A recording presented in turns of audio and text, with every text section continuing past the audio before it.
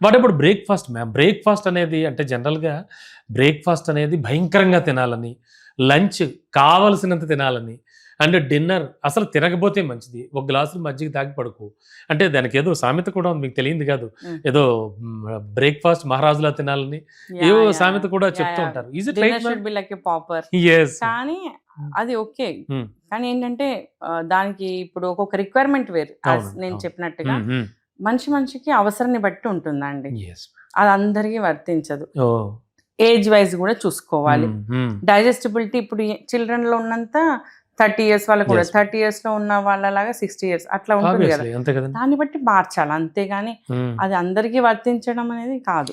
అంటే కంప్లీట్‌గా మనకు దొరికే ఈ ఫుడ్ ఐటెమ్స్ చెప్పారు కదా మీరు. హ్మ్. ఆ గ్రూప్ అంతా కూడా అన్నీ కలిసొచ్చేలా తీసుకోవాలంటారు హ్మ్. ఎప్పుడైనా సరే. హ్మ్. అంటే చాలామంది బ్రంచ్ అని కొత్తగా పేరు పెట్టారు. హ్మ్. ఆఫ్‌కోర్స్ నాకు తెలిసి మన వాట్సాప్ యూనివర్సిటీయే పేరు పెట్టుంటుంది. Lunch plus breakfast. అంటే భారీగా తినేసి ఆ తర్వాత ఎప్పుడో సాయంత్రం 5కి ఎప్పుడో అదేదో అసంబద్ధ టైం అంటారు దాన్ని. ఆ టైంలో తింటూ ఉంటారు మళ్ళీ చాలామంది. అంటే అలా కూడా చూస్తూ ఉంటాం. Is it right ma'am? అలా అంటే అలా యాక్చువల్లీ అది అంత మేమైతే సజెస్ట్ చేయము. చేయరు. యాస్ ఎ క్లినికల్ హ్మ్. పర్సన్స్ వి హ్మ్. Don't suggest. Yes ma'am. మీరు చెప్పినట్టుగా అన్నీ కవర్ అవ్వాలి అనేది నేను ఒక మెనూ చెప్తాను. చెప్పండి. బ్రేక్‌ఫాస్ట్‌లో ఇప్పుడు సపోజ్ సీరియల్స్, పల్సెస్ అంటే హ్మ్. ఇడ్లీలో రైస్ రవ్వ వస్తుంది. మళ్ళీ అవును. మినపప్పు వస్తుంది. అవునండి. అండ్ ఫర్మెంటేషన్ వల్ల దాంట్లో ప్రోబయోటిక్ వస్తుంది. హ్మ్. హ్మ్. ఇట్స్ ఎ అవునండి. Very good combination. హ్మ్. హ్మ్. అండ్ సాంబార్‌లో వెజిటబుల్ ఉంటుంది, దాల్ ఉంటుంది.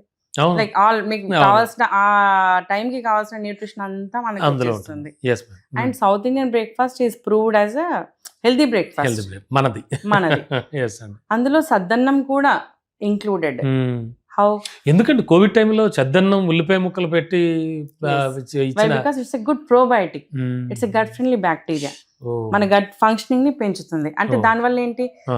మంచి అన్ని విటమిన్స్ అన్నీ అబ్సార్ప్షన్ అయితాయి. విటమిన్స్, మినరల్స్ అన్నీ అబ్సార్ప్షన్ అయితాయి. అవునండి. దానివల్ల ఇమ్యూనిటీ పెరుగుతుంది. అవును. ఇమ్యూనిటీ పెరిగినప్పుడు మనకి ఫైటింగ్ కెపాసిటీ అంటే అవును. అంతే కదా మ్యామ్. కాబట్టి న్యూట్రిషనల్లీ మనం హెల్తీగా యెస్ ఉంటామనమాట. మ్యామ్. హ్మ్. అన్ని రకాల న్యూట్రియంట్స్ వస్తాయి. ఓకే అండి. కాబట్టి అది బెస్ట్. హ్మ్. లేదంటే దోస. హ్మ్. దోసలో కూడా with vegetables, added vegetables. Oh! And దాంట్లో కూడా మినపప్పు అనేది పొట్టు పప్పులైతే బెస్ట్. మరీ మంచిది. హ్మ్. అందులో మల్టిపుల్ లైక్ పెసర్లు అన్ని అన్నీ ఉంటాయి. రకాల పప్పులు అవునండి. మీరు అవును. కలిపారంటే ఇంకా హ్మ్. దాని న్యూట్రిషనల్ వాల్యూ అవును. ఎన్హాన్స్ అవుతుంది. Yes ma'am. ఫైబర్ వస్తుంది. అవునండి. అప్పుడు మీకు ఒక్క దోస తిన్నా మీకు ఫుల్‌నెస్ ఫీలింగ్ ఉంటుంది. ఓకే అండి.